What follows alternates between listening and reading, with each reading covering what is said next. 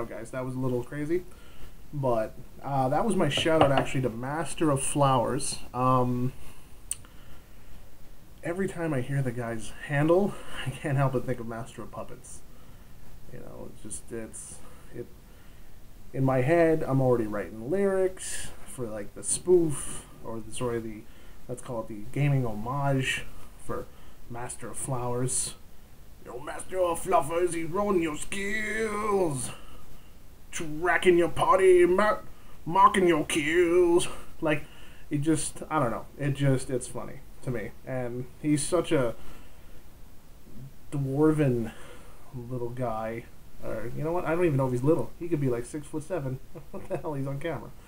For all you guys know, I'm 4'2". But no, he's so. I mean, that's so metal. So I just, I had to give Master Flowers a little props there. Check out his channel. He's talking about some pretty interesting stuff. He's got some storytelling going on, and that's part of what this hobby is all about: exchanging stories, exchanging ideas. I mean, that's how many times have you guys gotten inspired for your game by somebody else's game, or something that was discussed in your game, or a character? We play off each other. It's, it goes without saying. So, yeah, that was my little shout out. Also, check out Sean Connors at the Outsider 68. He's doing some stuff regarding kind of a game he's thinking about called The Killer Touch. And I was doing a few comments in his section that because it's the setting is very arena-like, that there should be some sort of comical, over-the-top NASCAR wrestling type announcers, and that's just the kind of stuff I like to do. It's just like he's talking about how there's like mutants and cyborgs and all sorts of crazy things that are like up against one another, and I'm just, I believe the comment I actually left was, oh, and what an upset by Zorg the Indomitable, that super mutant. He sent that cyborg, the pretty boy from Manhattan, Steel, back to Radio Shack. Over to you, Jim.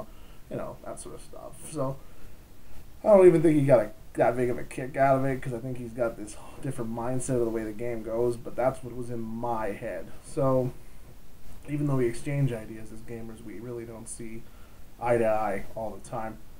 I was doing a bit of perusing of some of your channels out there, and I was starting to look at, well, some of the ones regarding what kind of what kind of characters you're playing, what PCs you're playing.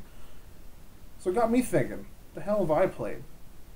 I think I've talked in previous videos about Rum Pum Thunderfoot, the Halfling Barbarian, who is all sorts of awesome, and he would tell you so, but, I think I'm going to leave him out of this for right now. When it comes to characters, I try and find something that nobody else in the party has ever wanted to play, is going to play. In D&D, I remember for a good stint there, I used to play a lot of Aristocrats. It's an option. 3.5, Dungeon Master's Guide. They're, check them out. I just really wanted to play that kind of bored, lower nobility that wanted to strike it out on his own, I tire of this existence.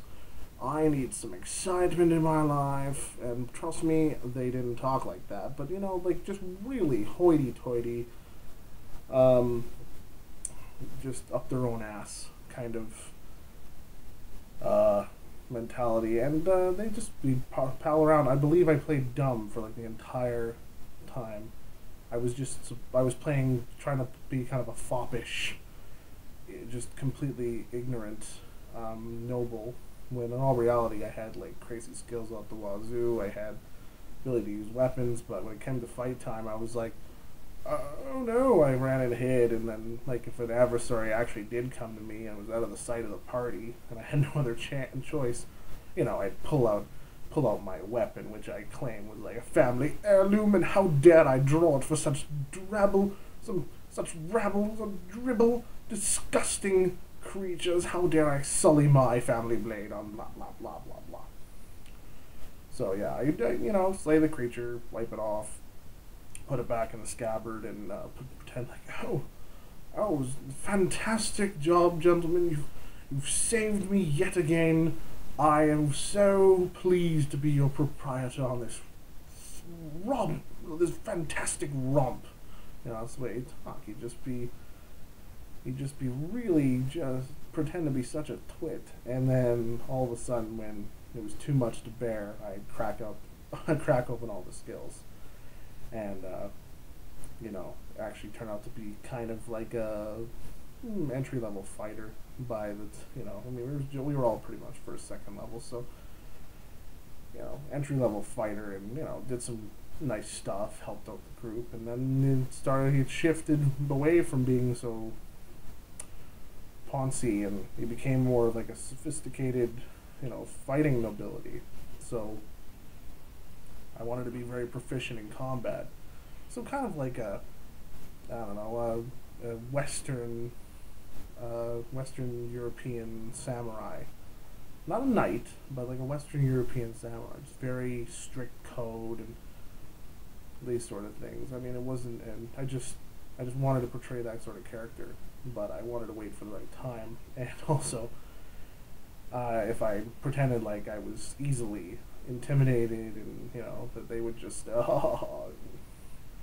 keep me around because of the coinage, and then you know, I would ever so slightly just reveal bit by bit what it is I was capable of. So that's kind of one of the things I've played. I'm more of a game master though, so I usually have NPCs, and some of the Raging Demons themselves, the very group that this channel up here are more familiar with, would be, actually no, new YouTube, it's down there, right? Okay, now that we got that straightened up. Yeah, the Raging Demons have had a few interesting NPCs. They remember, you know, some of them, and you know what, I put it out to all of them to bring up any that I haven't discussed before, because I'm not going to get into them. Everybody had such unique personalities, and you have to kind of be a little, I think schizophrenic doesn't quite cover it. I think you need to be like multi-dimensional schizophrenic. Like your personalities have 3 schizophrenic personalities inside of them, who have 3 schizophrenic personalities inside of them, and yeah, I'm not good at math, but that exponential growth equals batshit crazy behind a screen. Well, except I never used a screen, hated the things. Not that screens are bad, but I mean, every time I sat behind a screen, like if I took over somebody else's table because they wanted me to run the game and they had everything set up for me, I'd sit down and there'd be a screen up, and all I could think was like, Mr. Gorbachev, tear this wall down. Like, that's totally, like, I can't even stand Reagan, and well, maybe his hair. He has some pretty boss hair. Anyway, no, I just don't like GM screens. I don't like DM screens. I like the material. I mean, if you lay it flat, I'm cool with charts. Cheat charts? Yeah, that'll keep the rules lawyers at bay. Not. But no, just the barrier separating us. It's like, oh, I'm rolling quite excellently. And they know when you're lying, but, and you know what, I was tempted, because sometimes when I roll good, I don't want to roll good, and I fudge the roll and, you know, lie in the other way. Like, you know, oh shit, this is going to kill the entire party. I can't have a TPK.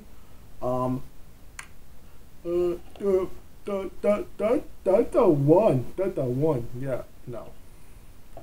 Nah, I stopped doing that, because 1, I don't roll that good. 2, it just seems so damn shady, because then they can't trust your rolls ever. And 3, I don't know.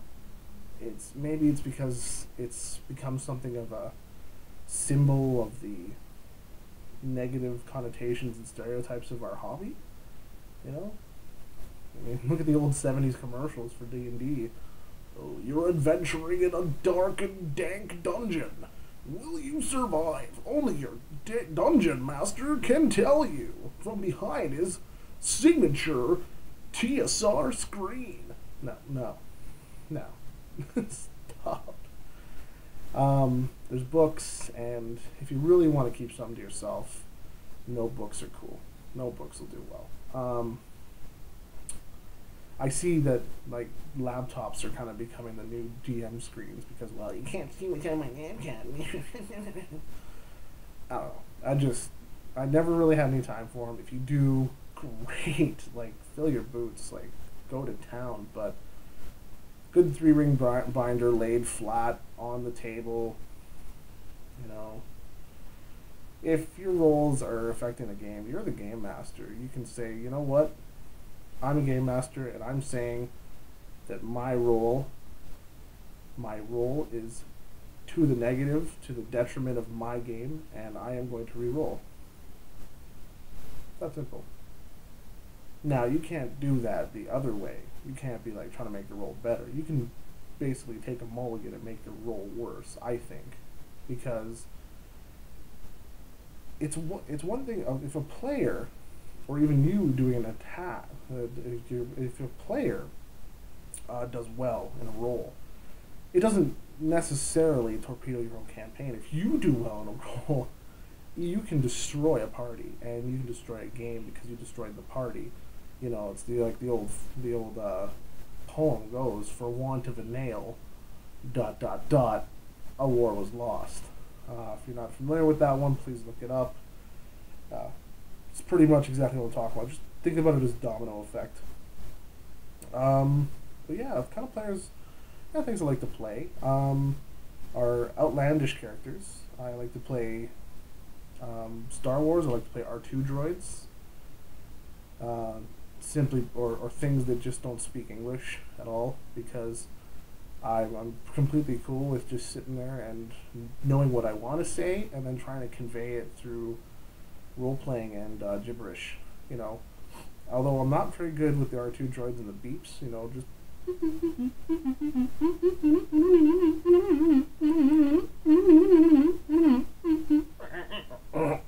You know, that's about as good as I can get.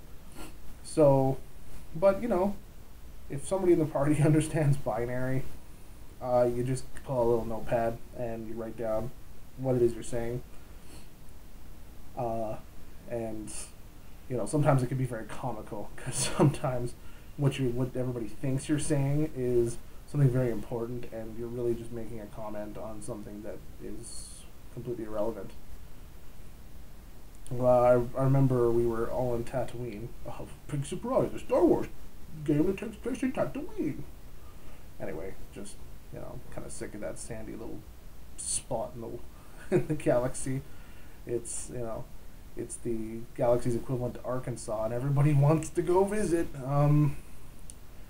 So the R2 droid, you know, that was playing, he was bored, because, you know, he's an astromech droid. He's not stupid. It's just because they beat doesn't mean they're dumb. They're as smart as a protocol droid. They're built for something different. So they were all palling around, and yeah, they're like, I go,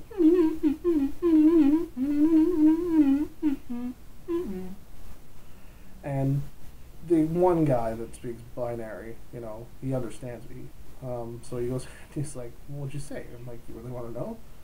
He's like, yeah. So I wrote it down. It was like, can you believe that Jawa just put his whole hand in his mouth? Because I was watching Jawas at the market stalls, so I just pretended like I was watching Jawas eating something, and one of them was, they just put their hand in their hood, and it looks like the whole hand disappears. So I was kind of making a joke about Jawas. And he read it to the party, and they're like, what the hell? What are you doing? Yeah, and that was, yeah. I mean, these characters don't last that long, really. Actually, no, that's incorrect. Every single character I've ever had that was meant not to be a frontline fighter or like the super duper hero of the party has lived, uh, because I guess my rolls suck, but my role playing's good. So yeah, so I guess if you're gaming with me, don't ever worry about my NPCs. They'll never frickin' hit you. Um, that's the things I like to play. I remember we had a space game, Alternity, I think. Yeah, Alternity. If you're not familiar with that, look that up. That was a flash in the pan. Way to go, TSR, Wizards of the Coast. Anyway, yeah, I think they came into a space station and they found some. It was a deactivated droid. Yeah, and the droid, his base programming was sort of like a learning processor, but he hadn't learned anything, so he was picking up just stray radio signals. And for giggles, I thought it'd be hilarious if the only radio signals he picked up were old transmissions from Earth, circa the 1960s, 50s and 60s. The advent of television, all the old serials and such, and he used to go ahead and quote. He'd be doing Johnny Carson or Ed Sullivan, or he'd just be talking like a really stereotypical Humphrey Bogart, for half the party. They'd be able, and of course, but his main subroutines were like he's a learning computer inside his head, which of course came in handy later. But his personality was derived from these radio transmissions. But his main subroutines were that of a medical doctor. So he used to be like Groucho Marx in an operating room. So it was pretty comical for the party. They had a nice laugh, and they did need his assistance a lot because they got hurt a lot. But they just walk into the medical bay, and he would just be sitting there and be like, "What can I do for you, sweetheart? Huh? Ah, you get another blast upside the head just like last time? Only got so many only got so many steel plates to put in your head. See, like, I mean, that's just off the top of my head now because I don't remember any of the things I actually said. I remember what he was. I don't even remember his name now, but he was memorable enough for me to remember like what he was about. So I like anything that stretches outside of what everybody else is playing or what has been played for eons. And I mean, sometimes I can be a little inside the box to my own detriment. I mean, playing Vampire the Masquerade, I think I made a Malkavian that pretended to be like the Joker from the animated series, not from any of the movies, but from the animated series. So, I mean, sometimes it was, I bet you it was like 3 people that just went, "Oh God, another one." And you're right. I mean, they do it way too often. So, I mean, at the same time, though, I played a Nosferatu who had the oh God, what is it? It is the discipline that allows you to change your outward appearance to be anything. I had that really high. Damn it. I'd Google it right now, but that would be too dishonest. I don't remember what that was ever called, but they were I forgot what they were encountering. I think they were encountering a werewolf, and it wasn't going very well. The day of the party, and I was across town, and I was purchasing, under the guise of Steven Seagal, I was purchasing a large semi-truck, because I felt we were going to need something to... I had all sorts of convoluted plans, but when I found out they were in trouble, because they called me on my cell phone, I immediately purchased the vehicle, drove off the lot before filling out the paperwork, and then raced to that very location. And then as I came crashing through with my semi and went to smash this little bugger right into the wall, I for just for the sake of comedic levity. Because I guess maybe I don't really take Vampire the Masquerade that seriously with some of the groups that I've played it with, because I don't feel engaged.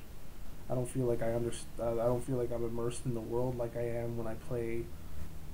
When I've played the Vampire the Masquerade Bloodlines, for example, on the PC, you know, I don't feel as just drawn in. So yeah, as the semi's crashing through and about to smoke right into this thing, I turn into Gandalf the Grey and go, "You shall not pass," and smoke right into the thing. I forgot what it was, and it didn't do too well after that.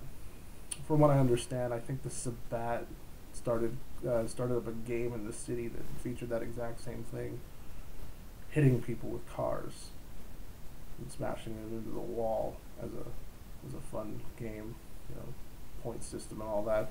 That's what the storyteller told me afterwards. So I guess, you know, it all worked out. But anyway, this one's run a little bit long, and I'm sorry if I've rambled, but I just thought I'd go ahead and touch base on a few of the players I've played. That's right, the schizophrenia comes home with me. No. I just the kind of characters I played. So until next time, take care, my dear friends. Keep the dice rolling, and I'll talk to you later.